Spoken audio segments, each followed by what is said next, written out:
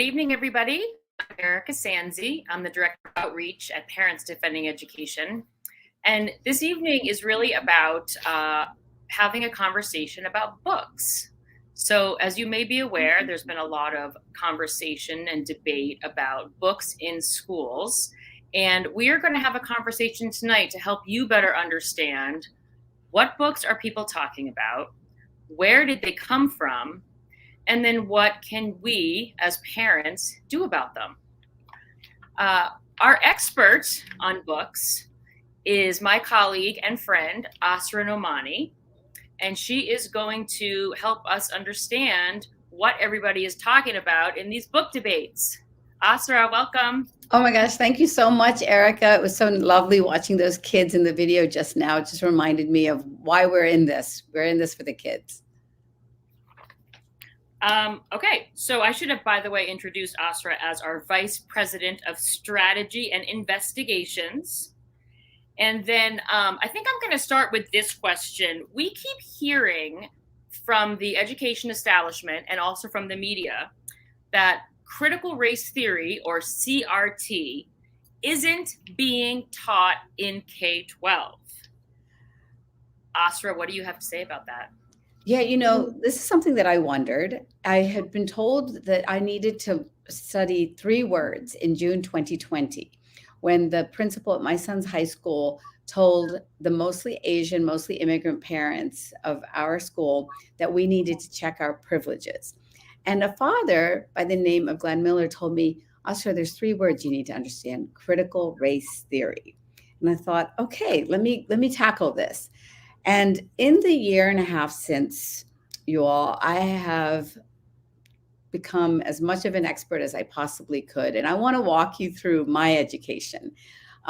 It began, like most of us, with books. And I'm going to take you into my library. Up here at the top, I have the philosophy, the evolution of ideas in our world. At the top of the shelf, I have books on ancient Greece and then Hinduism and Buddhism, organized chronologically. Then we have Judaism and then Christianity and Islam. And then for 20 years after the 9/11 attacks, as a Muslim, I was studying the sad tragedy of terrorism in our world. And so after that, I have these books about sectarianism and civil war in countries that people were divided by their identities. Well, fast forward then to 2020, when I heard these 3 words, critical race theory, and I ended up getting this book. It is one of the tomes, Erika, of critical race theory. You can see it here, very bold and bright. Some of the authors are folks like Kimberly Crenshaw, Neil Gatanda. Cornell West has written the foreword. And in this is what they say is the philosophy of critical race theory that says that it is critical for us to look at society's problems through the lens of race. And this is what they claim is taught only in law schools, right, Erika? But what I learned is that, in fact, after the evolution of that book, we had this phenomena of critical race theory in education. And what I'd love to do is walk us through how this ended up becoming this little book. A is for activist, and then also woke baby. This is what came into our school systems over the past year and a half in the way of consultants, training, professional development, and then curriculum. So that's what I'd love to walk us through. Okay, so you've mentioned, and it's important to know too, A is for activist, if I'm not mistaken, is a board book, correct?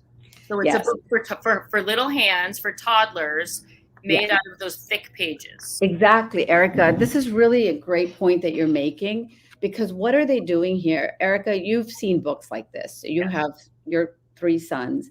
You've read books like this, right? I have up here at the top one of the original, we thought before, innocent books, right? That was The Cat in the Hat. And now Dr. Seuss has been banned from certain libraries. But exactly, Erika, A is for activist is meant for big, clunky little hands of our kindergartners. And then if you walk through what they claim, it's all these cute little pictures with cats and then children. A is for activist, advocate, abolitionist, ally, actively answering a call to action. And then the question, just like, is in so many children's books, are you an activist? And then just like you said, Erika, it's beautiful, it's colorful, it's engaging for the child. This is directly intended to appeal to children. And the image that really struck me was when you get to Z, and you can see literally then the face of a man who is a militant, and it is Z is for Zapatista, of course. And of course, what child is going to know what Zapatista is? This is a movement in Mexico that was quite radical and not the kind of stuff that should be in a little board book, like you said, for children. And it's not only that it's in a board book for children, but that book appears on the recommended reading lists of countless school districts around the country, which means that parents assume that the school and the district are recommending and are endorsing that text. So I guess what I would ask is, you've mentioned A is for activist and you mentioned woke baby. Right. What is it in these books for children that you think is causing such alarm for parents, and that certainly is what you and I consider to be very concerning in terms of ideas that are being pushed on the youngest among us, right, and often again coming not from their parents but from their schools? Oh, great question. So I'm going to just walk folks through a little bit of this evolution of the ideas. So first, we had this big idea that was put out just in the text for adults called Pedagogy of the Oppressed by a man by the name of Paulo Freire. And so this is dividing people into oppressed and oppressors. And that then becomes an idea that becomes part of our curriculum in our school system. So what you do is through the 90s, what we face is the theory, right? And in that theory, though, emerges a man that by the name of Glenn Singleton. He published this book in 2006, and it's a book called Courageous Conversations. Well, there's multi-million-dollar contracts that we've now documented in a report card that we published at Parents Defending Education.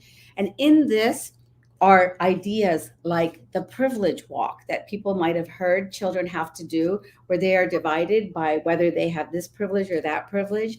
And then, this is white is a culture as one of the ideas that you can see here. White is a culture, dividing people by race, and then sending people into this assignment of creating a racial autobiography. So these are the things that they are bringing now into classrooms and into training.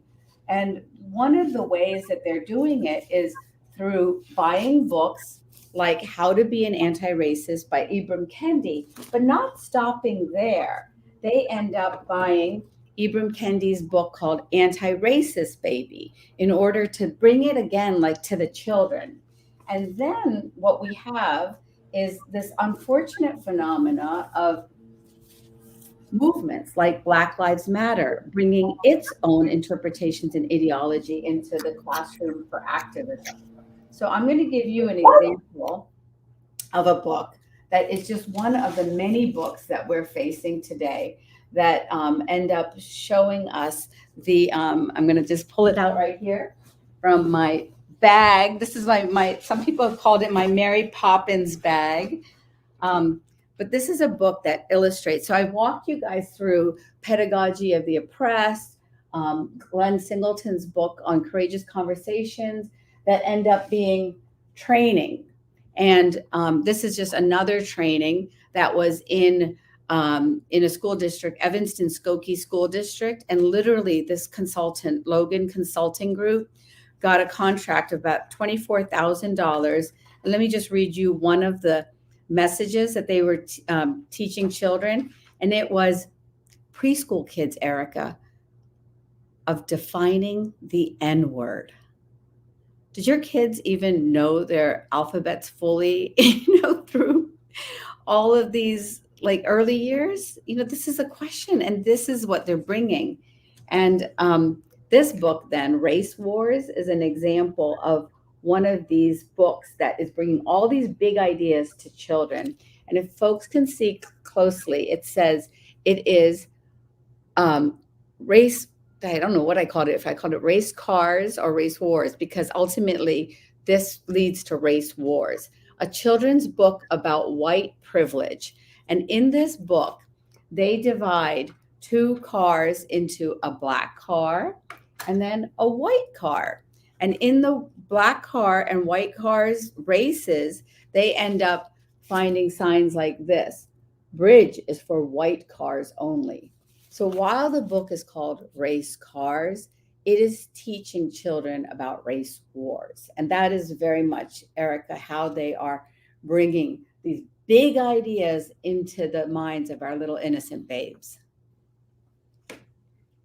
And it also seems to me that there's deception based into that. Because when I think back to being in the children's room at the library with my children, that is a book that my boys would have run to and grabbed. Right. Because it is intentionally designed with a cover to, to get little children, probably more likely little boys, excited about this book about race cars, which they love and they play with all the time at home.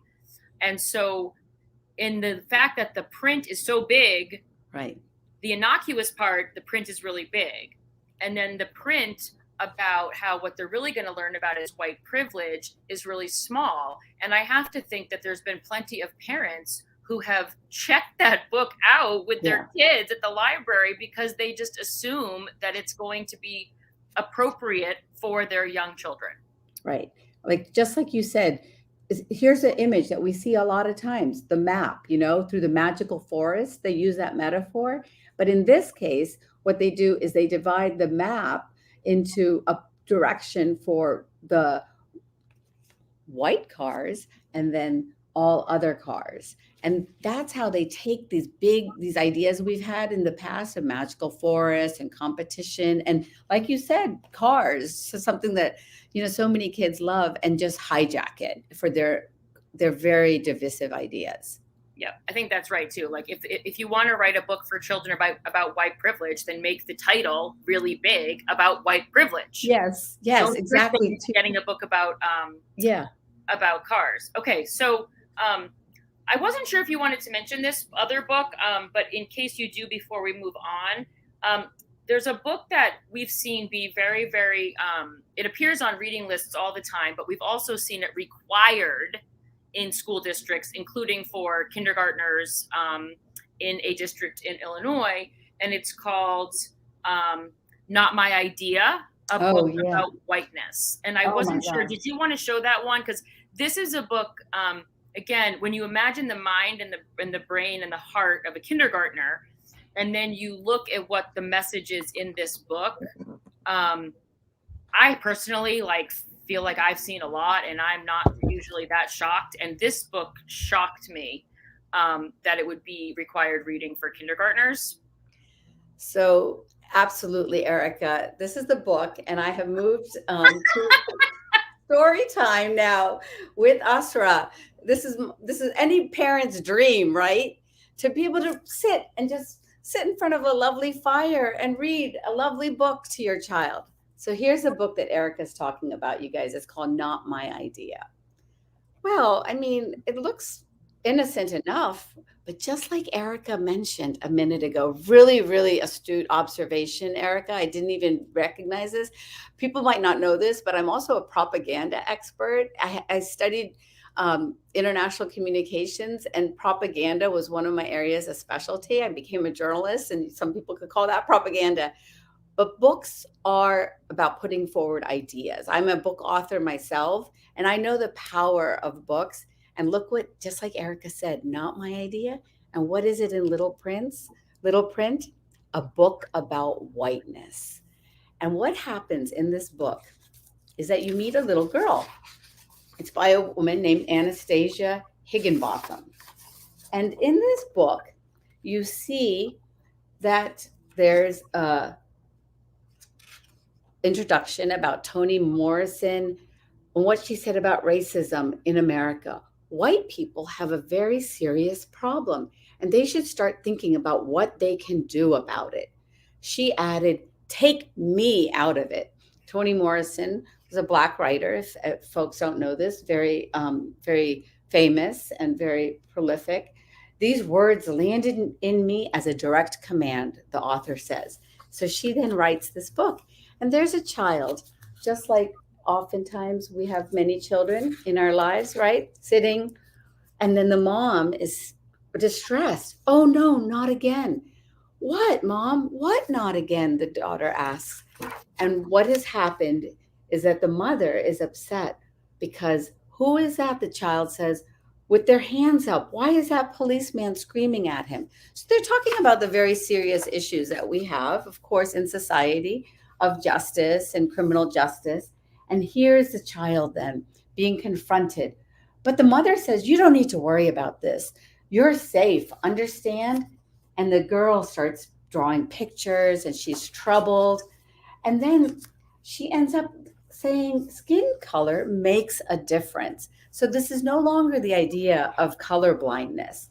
And I'll just move forward quickly to the idea that this book leads so many pages, right? So many pages of evolution of thought for this child. Oh, I want to confront racial justice. Yes, we have to confront issues of racial justice with fairness. And then this is the ugly truth. This is the ugly truth that is not my idea of this little girl, that many white people did things they never should have done. So this is, again, looking at all white people through one monolithic lens. And guess what? We end up going through this contemplation of the girl during car rides, just like so many kids are in cars with us. And the final conclusion is this: whiteness is a bad deal. It always was. And then, dude, we can see your pointy tail as an observation. And it is a contract with the devil that says, contract binding you to whiteness, you get stolen land, stolen riches, special favors. Whiteness gets to mess endlessly with the lives of your friends, neighbors, loved ones, and all fellow humans of color. Your soul, sign below. So they make this interactive little book too. And this is so distressing. And we saw the video at the beginning of these beautiful children.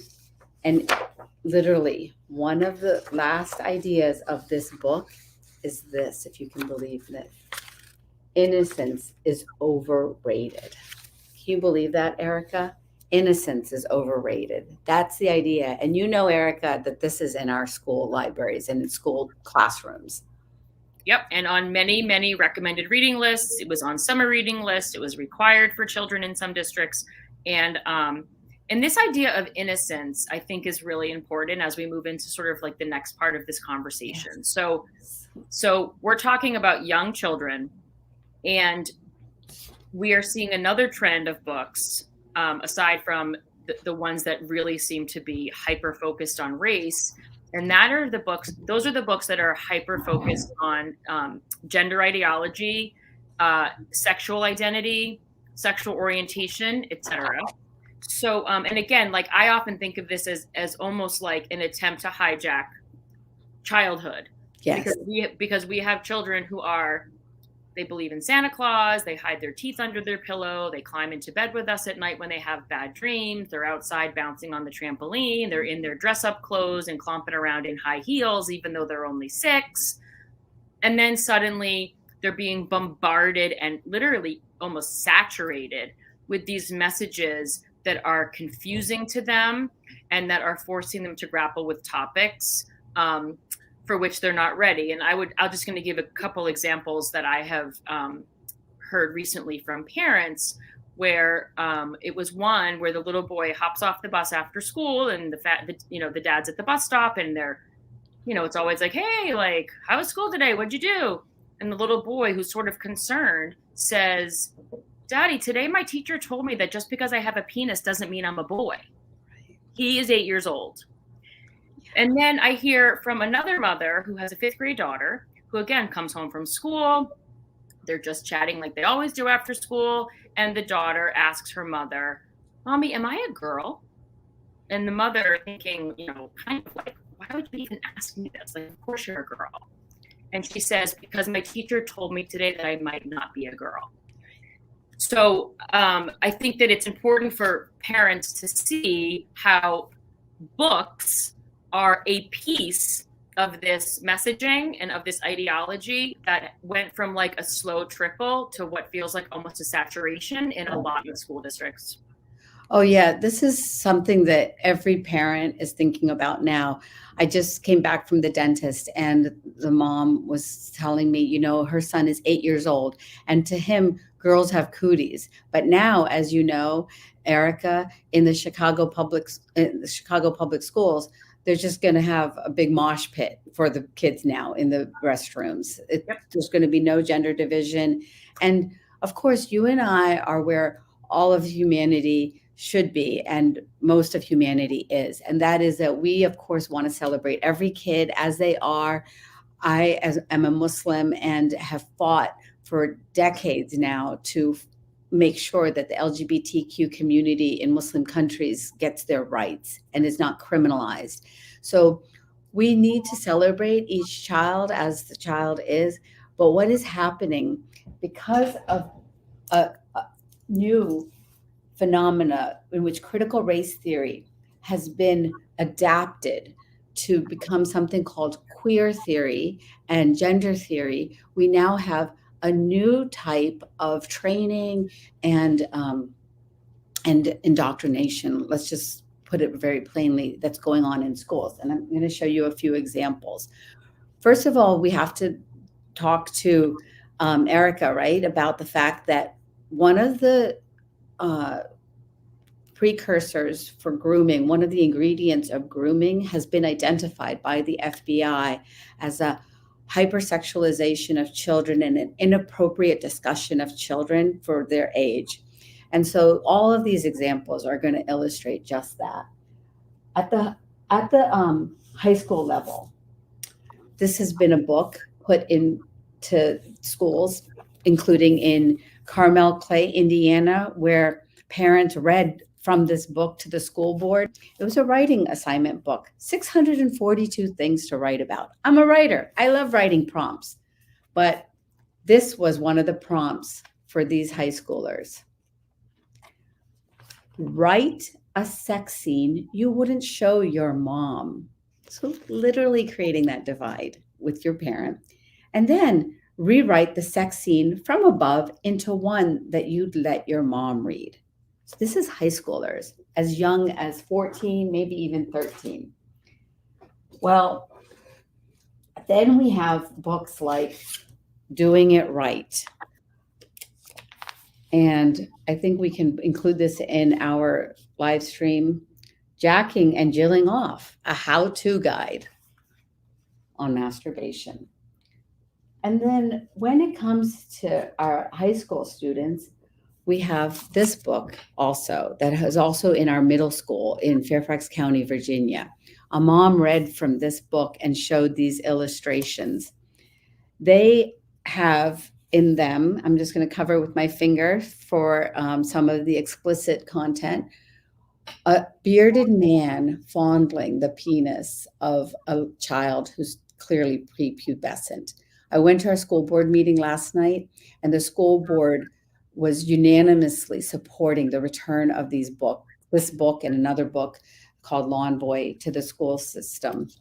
And if you can believe it, I have on my Post-it the explicit word for oral sex. And in this book also, this is the illustration along with a boy or a girl wearing a strap-on and the same act happening of oral sex.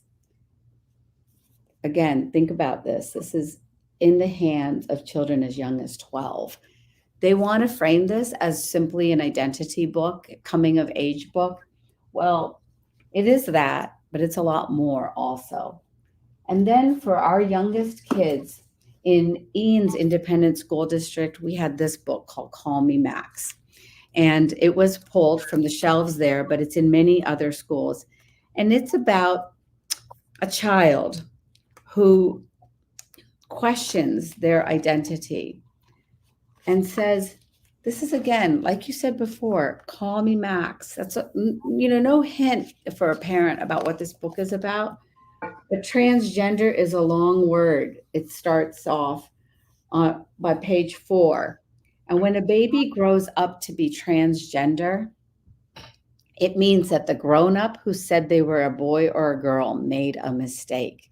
So this is framing something that is happening in school systems around the country right now, of a divide between parents and children. We all know that that exists naturally, right? Because, of course, a child is different from a parent. Children, especially as they're aging, have stresses with their parents. But ultimately, we're on the same team. We believe in our children. But in this book, what they do is go to a support group for other children feeling these same issues in the school. And these are kindergartners who don't even know what their alphabet, means in terms of big words like transgender. I Am Jazz is another popular book that also has this message that the parents, in this case, for this child, lied. And that is a really, really painful kind of truth to force upon children, right? This idea that your parents are liars. But the one illustration that I wanted to show that really brought it home for me is that a unicorn is no longer just a unicorn. This is such a lovely symbol, right, of the innocence. But unfortunately now, in a school district in Springfield, Missouri, and many other places, they are now having children as young as kindergartners fill out this questionnaire of the gender unicorn, asking 5 elements about the child's identity. From first, their gender identity, and you say on a scale, where are you, female, woman, girl, male, man, boy, or other genders? And then gender expression. How do you act? What kind of clothes do you wear? Sex assigned at birth, female, male, other, intersex is the choice. And then who are you physically attracted to? So they're asking this of kindergartners, first graders, all the way up to high schoolers. Women, men, or other genders. And then who are you emotionally attracted to? Women, men, and other genders. These are conversations that parents should have when it's age appropriate with their children. But now the school system and these activist teachers have become the vehicle to really mess with children. I talked to a psychologist who said, what's so disturbing about this phenomena is that it's dangerous because it is messing with child development and a child's sense of self. It claims that it's trying to uplift children, but really now in surveys from companies from Panorama Education to the state departments of education, children are being asked multiple times a year about their sexuality, their suicidal ideation, and other intimate matters that are basically getting mined as data to tech companies out of the hands of even parents. And so this is really serious issues about not just the health of our children, but also our society and this data that we're collecting on children that follows them then through life and becomes also issues of real vulnerability that activists try to tap. And we call this oftentimes in the world of sexuality, the idea of grooming, and unfortunately, ideologically, students are also being groomed to become carriers of these kind of ideas. Yeah, I think that we can't stress enough the concern over what appears to be an intentional move towards creating a wedge between young children and their parents. Certainly, the teaching of them, and I've read it explicitly put on some district websites that the sex assigned at birth, and they're teaching children that, well, the doctor and your parents interpreted your sex to be a certain thing, but really that has no connection to your gender identity. Right. And so in it, first of all, they're so over the line in terms of appropriateness. They're also completely wrong about, I mean, it's just scientific, they're just wrong about that. And thirdly, they're bringing these extremely sort of mature topics into the minds and lives of children, and oftentimes without any knowledge of the parents. And it may sound like we're being alarmist, but I have recently read through multiple proposals and emails from school districts that are now moving towards putting a person in every elementary school who is tasked with doing the work around gender identity with students. Yeah. Add that to the, now we know, policies in countless districts, which largely emanate from state guidance, that allows schools to hide information from parents about a child's gender identity. And like, we're walking into a major hornet's nest. So, again, I understand that people might be like, listen to these ladies, they're book burners, you know, but that's actually not the case at all. We are certainly not book burners, and we're not even really talking about thinking that these books shouldn't be available if a parent wants to buy them for their child, or available at like a public library. We're specifically having a conversation about books that are accessible at school, that are kept in school classrooms, that are ordered by school librarians, that are purchased in mass for students and for staff. And sort of, you know, that's the conversation that that Asra and I are having, and that's also the conversation that a lot of parents are having out there. So while, again, people may try to paint these concerned parents as crazy wackos that want to burn books, that is not the case at all. And certainly we can see there's always going to be debates over where the line is. There's certainly, right now, we've got a lot of people that have worked hard to ban the Odyssey and ban Shakespeare and ban Huckleberry Finn and ban books by Alice Walker and ban To Kill a Mockingbird. And all of these are, you know, they're going to be hot debates forever, but I'm drawing a really firm line in the sand here, and I think that Asra is as well, that when we're talking about books accessible to children in schools, there are certain things that are just way over the line. And again, that's sort of the motivation for us wanting to bring this to you tonight. Yeah, you know, I brought a copy of my book. You know, I'm an author, and look how beautiful you look. I call this my glam shot.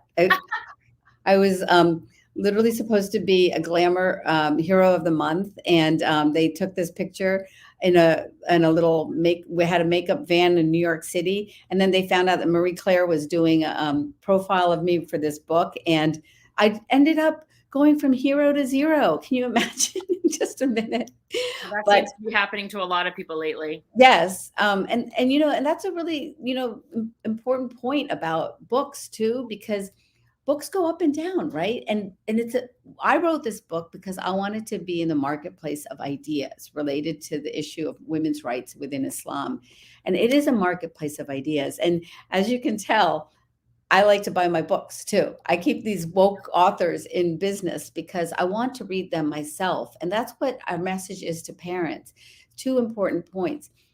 Know the content, you know, study the content. You'll see here, this is how detailed I am. I put the year of publication, and I organized my books by year of publication because I wanted to understand the evolution of thought. And that's really important because these are our children's minds, right? And we thought it was a day of innocence until they got into adulthood. But as you can tell from these books, they want to actually steal the children's innocence. So study the content, know for yourself what is in the books, what is in the curriculum, and then follow the money. Just like Erika mentioned a minute ago, school districts are spending thousands, tens of thousands, hundreds of thousands of dollars on the book authors. They become consultants, and then the books themselves. So Ibram Kendi, he ended up writing stamped, right, for adults. Now they got stamped for kids. And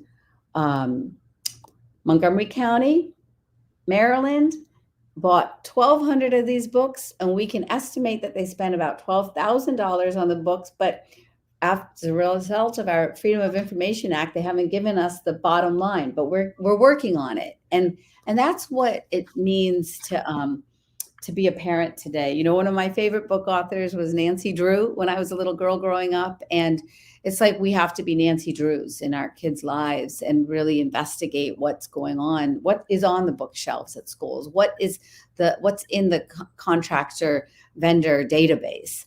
And I know that's not what most parents signed up to do, but I just really believe that we can not only protect our children and their future, but also the country, and that we have this really noble mission and a real responsibility, because when you signed up to be a parent, right, and a grandparent and aunt and uncle, even as a neighbor, we are citizens of this nation, and we want the best for this country. And so we are the best defense, I think. And it rests in our hands and our eagle eyes. It absolutely does. And also, this is a time to sort of take advantage of the knowledge of some of your parent friends. You're not going to be able to read every single book and stay up with everything, but there is a good chance that if you have some other parents in your community or family members that are willing to be a part of this too, you can learn a lot from one another. I certainly learn a ton from Asra, unsurprisingly, when she suddenly decides that she's FDR with her fireside chat as she reads me one of the worst books I've ever heard in my life. So we actually have some questions coming in, and Asra, you and I can take these together. So the first one, the person says, there seems to be a ton of bad books out there. Is there a list of all of them somewhere that we could look at to sort of, begin to understand all of this? Yeah, we've got the list. Go to our website, defendinged.org, and we have the list, and we're going to organize it just like I've organized my bookcase. We're going to organize it chronologically and by topic so that you can understand this evolution of ideas. We're not going to have some sensational title like books to ban. These are just books to understand. Books to understand and curriculum to understand. We'll throw in there a couple of the links to how the books are then used to then do entire programs. Like Fairfax County is now using Courageous Conversation. Remember this book that I showed you here with the Privilege Walk? Well, guess what? It's now a entire class for teachers called How to Be an Anti-Racist Educator. So we have this list up for you, and please go to it and send us your suggestions too about any books that we missed or any ones that we should study. Yeah, and that's a really important point. This is a working document, and again, to Asra's point, we're not saying that nobody should ever read these books, and we're certainly not saying that these books should be banned. What we're talking about is, at the very least, making sure that parents know firsthand what content is available to their children at school, and also, honestly, to being sort of like pushed on their children at school in the name of ideology. Okay, we have another question that asks, how do we find out what's in our kids' libraries? Yeah, well, you've seen, right, Erika, that there's a lot of online databases now, and include that in our, we have that also now in our list of books. We're going to include we have the links for different, sometimes it's divided by region. So we'll put as many links as we get, and you send us any links that we miss. Okay. Because truly so much is electronic now that you can see electronically. And we've had battles in school systems for parents' ability to access the school libraries, but ultimately you press for your right to be able to literally lift that book off the shelves of the school library and look at it. And following up on that point, one parent here is asking, if we find that our child was assigned one of the books in class, can we opt out? Yeah. What has your experience been, Erika, on that? So I feel like this is kind of a tricky question, because what will happen is schools will sometimes, will often actually say that the book is part of the required curriculum and therefore they cannot opt out. Although what we have seen is sometimes if there's a critical mass of parents raising concerns, then we have seen districts change course. And I think that this conversation around opting out, I think, is going to be something that we're going to hear more about, because it's difficult to run a district, obviously, if people are able to sort of opt out of anything that they don't like. But on the other hand, again, I would make the argument that there are things that really do cross the line, and that reasonable people, I think, could come together and acknowledge that even if maybe they think it's okay for their own children, they might be able to understand why this just doesn't seem like the right choice of a text to be using in a public school context. Yeah. But what about you, Asra? Have you seen people be told that they can opt out of a required text? Yeah, I've had the exact same experience as you've observed of some folks being able to opt out and others not. I actually made a sign, opt out, in order to get these two words in people's minds to at least ask. And not only for books, but these surveys that are going into the intimate details of our kids' lives. And so sometimes, for example, with a book like Stamped, they have it as required reading in social studies now, even in literature. And I've had experiences where the parents go to the principal and they say they want their child to read a different book, and it's like a negotiation. And definitely, like you said, one of the first principles in Martin Luther King's nonviolent movement was to educate. And that's where we have a duty to educate ourselves, and then, kindly and gently educate other parents, right? From that place that you were saying, Erika, which is, you may not come to the same conclusion as me, but I find this inappropriate for the different reasons that you may lay out for other parents, and have the conversation and see if you can build up support within your community. And you probably will find that there's a lot of parents that are quietly wondering to themselves about how inappropriate some of these books are. And you'll find the kindred spirits that we've all found in our communities. Another question for us is who typically approves these books to be included in libraries or in curriculum? Well, you were a school, what do they call it in Rhode Island again? I was a school committee member. So I was an committee member. School committee member. Yeah, we don't say school board, we say school committee, but it's the same thing. Yeah.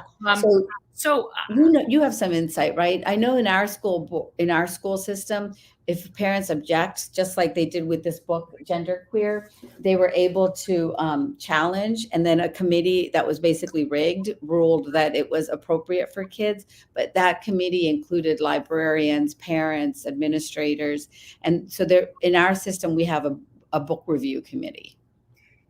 Yeah, so the school committee was not involved that I was on. We were not involved in approving book purchases specifically about what books it would be. Now, one thing that people should really understand is that librarians often order the books for the library, and they very frequently order off lists of recommended books and award-winning books. Right. And for a long time, this was working because the American Library Association hadn't been completely captured by ideologues at the time.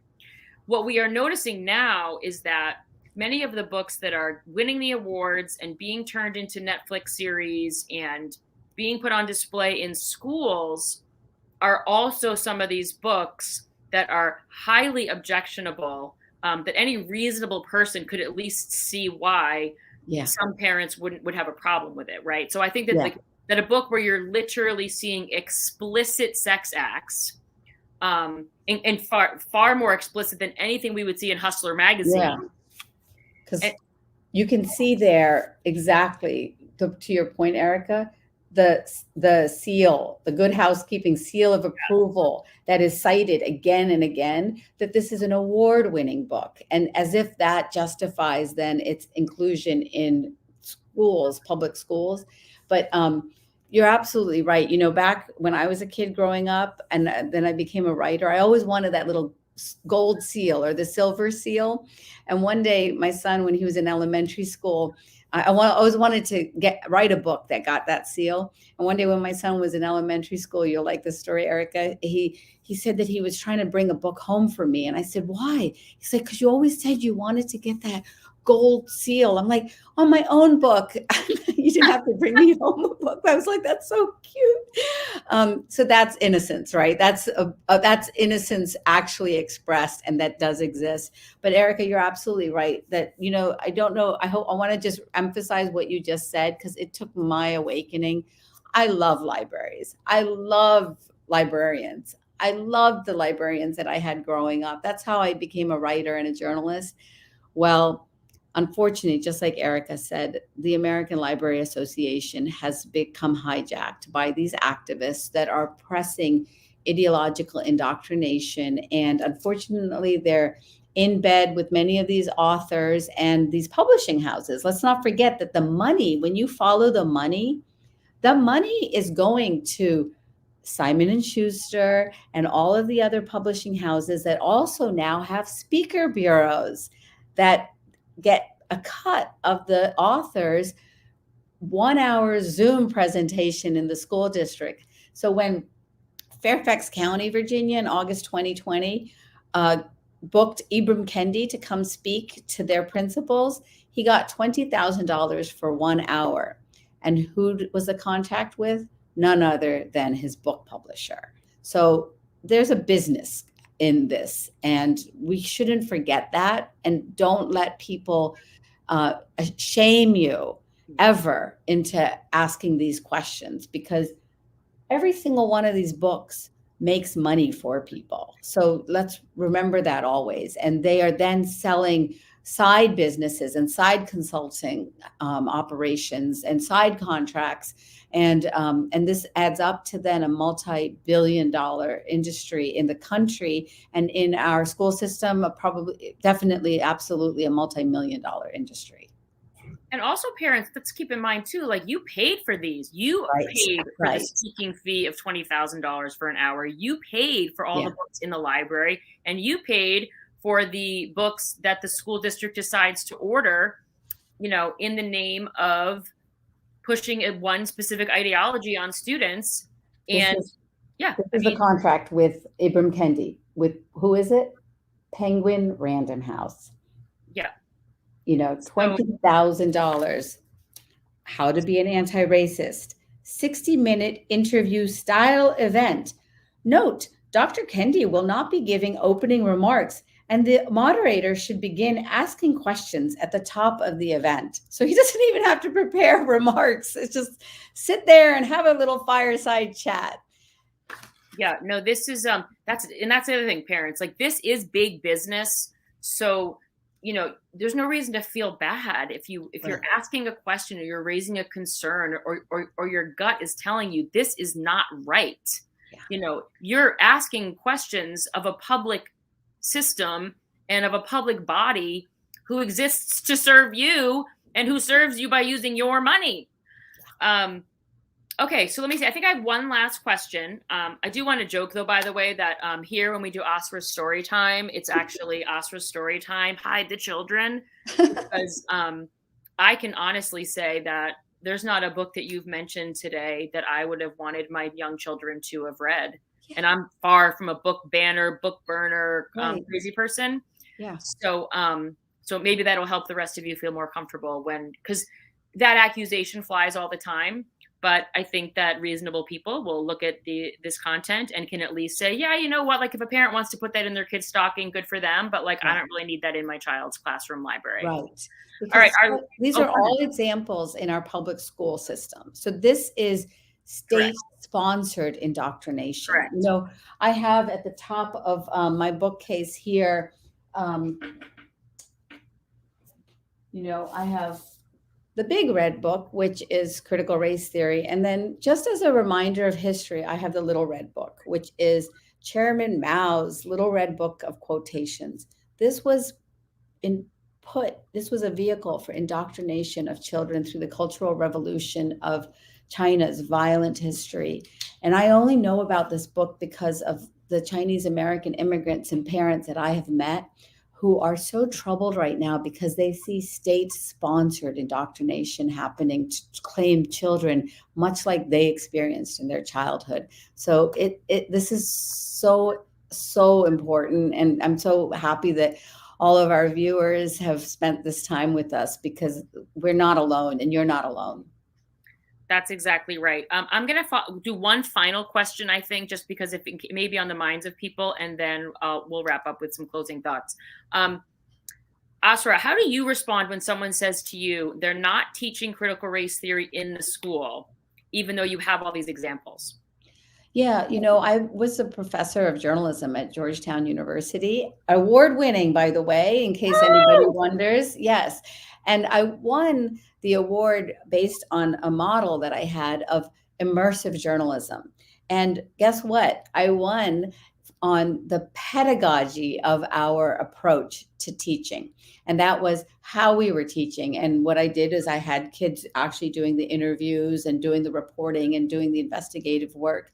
Well, critical race theory ends up giving us the ideas that then trickle down and get remade. And somebody the other day called it like a idea laundering, that they are laundering these big ideas into cute little books like Woke Baby.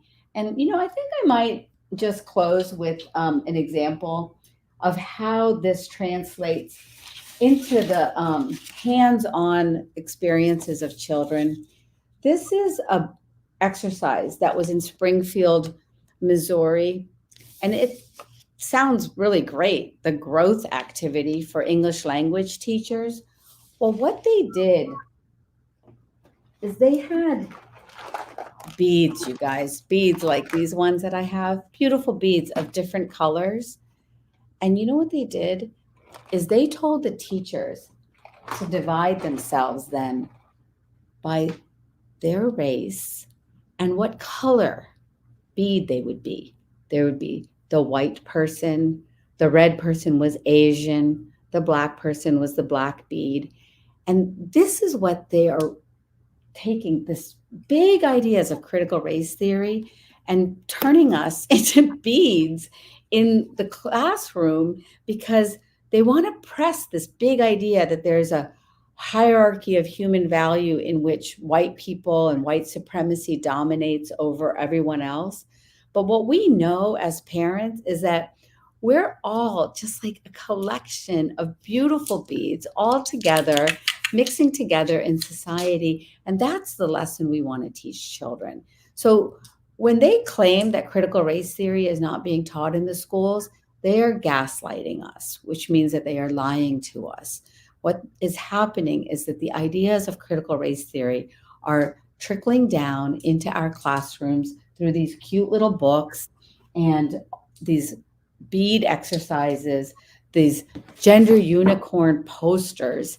And ultimately, what they're doing is they're trying to get these bad ideas into the minds of our children. And we are the best defense. That's why we called ourselves Parents Defending Education, because in education, we defend then our children. Well, amen to that. So I think with that, we're going to wrap up. And again, just a reminder to parents that we at Parents Defending Education are here to provide you with information. Obviously, Asra tonight has given us a ton of knowledge and things to think about. And if and when you're ready and you want to check out more, we have more on our website. And I echo what Asra is saying. I'm not going to pretend that it's easy to speak out about this stuff. I actually wrote an op-ed in my local newspaper about my concerns about some of the books that Asra has highlighted that are in school libraries and classrooms in my state. And there's always going to be people that criticize you, or they're going to tell you, oh, please, you're making a huge deal out of this one little thing. What's the big deal? But the big deal is it's not one little thing. The big deal is that this is a trend.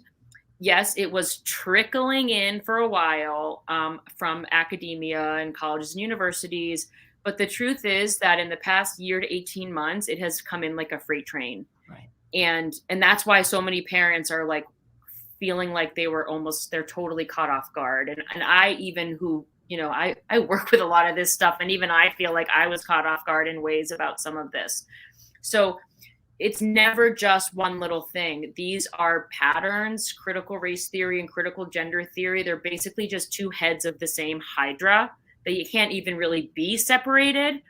And the other thing too is just remember, like, these are our babies. My son, just the other night, we said we're going to watch the superhero movie. He runs and gets all his little superhero guys, and he's holding them in his hands, and he's doing little battles in his hands. And I'm thinking to myself, how is this child that still has his superhero guys? He's supposed to become beads. How is he being asked questions about and being forced to think about things that are totally inappropriate, nobody's business? Right. I mean, and also so completely confusing to him. And I know that I am not alone in feeling that way about this. And so, again, reach out to us if you have any questions. Asra, do you have any closing remarks that you'd like to make? Well, I just want to thank you, Erika, because you always keep it real. And that's what we are all about. We are moms, in the trenches of life with you, and we are parents. We've called ourselves Mama Bears and Papa Bears, and we love all of the grandparents and the aunts and uncles, and buried underneath all of these books is, this beautiful, beautiful letter that I got, from just one of the many people, old school grandparent, and because of course they wrote, "Thank you for fighting for our children, education and liberty." Yeah. And that was directed to us, but this is directed to all of you, because you're watching this because you care about children and the future and the world, and you care about our country, and we're in this with you. We are in it with you, and we're in it to win it for our children and for our country. All right, Asra. And with that, I'd like to thank all of you for joining us tonight. Again, we're at defendinged.org. If you need us, we are always here to help. And don't second guess yourselves. If you have concerns, or if you have a question, or something doesn't feel right in your gut, or you feel like someone is trying to steal the childhood and the innocence of your son or daughter in the name of public education or private education or social justice or whatever it is, just know that Asra is right. You are the best line of defense that they have. And at the very least, ask questions. Maybe it turns out that there really isn't anything to be worried about. But in many cases, that gut feeling is a red flag for a reason. It is a sign that something is wrong. And the first step to righting that wrong is better understanding, what exactly is happening. And with that, from all of us at Parents Defending Education, we thank you for joining us, and we look forward to talking to you again soon. Thank you, guys. Bye-bye. I can't wait for the next fireside chat. Bye, guys. Bye-bye.